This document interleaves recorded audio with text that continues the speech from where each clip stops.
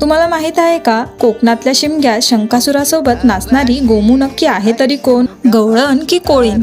शिमगोत्सवात गावभोवनीला शंकासुरासोबत स्त्रीवेशात नजाकतीने नाचणारा एक तरुण असतो, ज्याला आपण गोमू म्हणतो. रत्नागिरीच्या काही भागात तिला कोळीण असंही म्हणतात. पूर्वी शंकासुरासोबत मोराची पिसे घेऊन नाचणारा कुचेवाला नावाचा एक नर्तकही असायचा. लहान बाळांसारखी डोक्यावर कुची म्हणजेच टोपी घातलेला हा कुचेवाला आणि नखरेल गोमू.